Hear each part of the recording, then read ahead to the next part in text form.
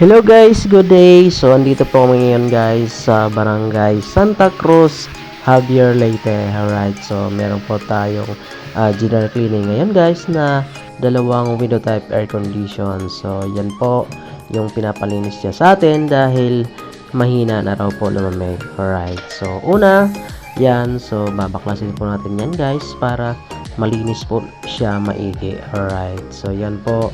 Yan, binabaklas na po natin yung unit. Talagang grabe, sobrang dami na po niya, kaya dahilan para hindi na po siya lumamig ng maayos po. Ayan, so yan po yung ginagawa natin guys. So binabaklas mo natin isa-isa para malinis po natin siya maigi. Ayan, so isa po yan guys sa kadalasan na nangyayari sa mga aircon kapag lagi-lagi po siyang ginagamit. Ayan, so sa mga may aircon dyan, dapat palagi nyo po yan pinapalinis maigi para hindi po agad masira, at higit sa lahat hindi po lumaki yung bill ninyo sa kuryente dahil isa po ang madumi na aircon ang nagpapalaki ng bill sa kuryente dahil hindi po lumalamig ang aircon o ang room, at dahilan para umandar ng umandar yung motor, at syempre doon po lalaki yung bill natin ng kuryente. Pero kung malinis po ang ating aircon, ayan, so mabilis po lalamig ang room natin, yung kwarto natin.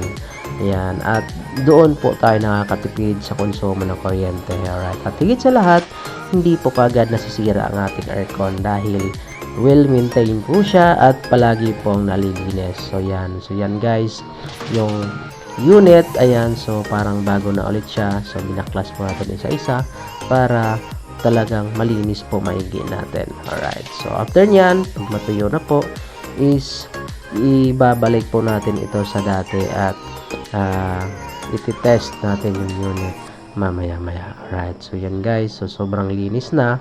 Ayan, so pupunasan po natin yan para matanggal yung mga alikabok ng control at para hindi agad pasukin ng mga insekto. Ayan, so napakaganda tignan guys ng aircon kapag well maintained at palagi pong nalilinis. Alright, so sa mga ma-aircon dyan, ayan, so wag po tayo mag-atubili na ipalinis yung aircon natin para mas gumanda palalo yung lamig at hindi kaagad masira. Ayan, so yan guys yung ating gagawin pag natuyo ay aasimbole na po natin yung aircon. Yan po ang hanapin natin guys sa mga maglilinis sa aircon natin. Dapat ay tingnan po natin kung binabaklas po nila maigi yung unit. Ayan, kasi kung ang nahanap po ninyo na maglilinis ng aircon ay hindi po binabaklas, ayan, so hindi po malilinis maigi yan, at tendency mabasa po yung mga ibang mga parts na hindi po dapat binabasa. Ayan, so yan po yung isa sa iniiwasan na pag naglilinis ng aircon. Ayan, para hindi po magka-problema at hindi po kalawangin lalong-lalo na yung fan motor. Alright, so yan guys, so pagkatapos natin linisin at mai-assemble yung unit ay itetest naman po natin ito bago natin ibalik doon sa kanyang nilalagyan. So yan po ang isa sa mga SOP na dapat pag bago natin ibalik doon sa kanyang lagayan ay ma-test po natin yung unit. Ayan, pagkatapos linisin. Ayan, para ma-double check natin kung may mga kulang at kung may mga dapat pang ayusin yung unit. Ayan, so far okay naman guys yung nililinis natin at gumanda na po yung lamig ng aircon ng customer. Ayan, so yan guys, parang basic lang po yung ginagawa natin dahil maliit lang naman po yung aircon at hindi po siya kalakihan, so hindi po siya mahirap linisin at madali po matapos kaagad.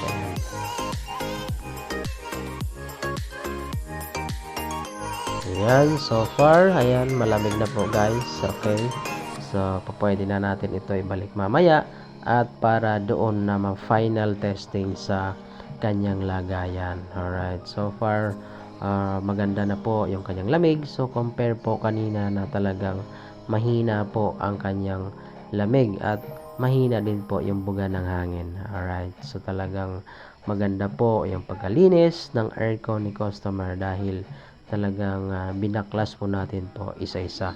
So ito naman po yung kanyang lagayan or location na ibalik na po natin at iti-test na po natin ito. Ayan, so final testing bago natin po iwanan at pa-make sure natin na wala pong problema. Ayan. So far, sa mga aircon guys, lalo sa pagre-repair, so hindi naman po maiwasan yan na nagkakaroon ng ibang problema, lalo na machine lang po ito. Ayan. So, umaandar.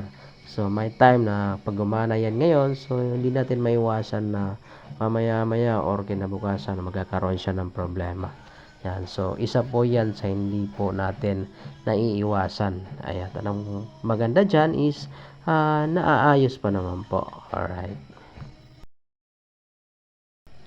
Yun. So, sa mga may aircon dyan, so I suggest, so bago mag-summer, ayan, so ipalinis nyo kaagad yung mga aircon ninyo para talagang nakahanda po siya sa summer at hindi po kaagad masira. Kasi pag tag-init, dyan po lumalabas yung mga sira ng aircon dahil namimwersa lang po siya. Alright, see you lang guys!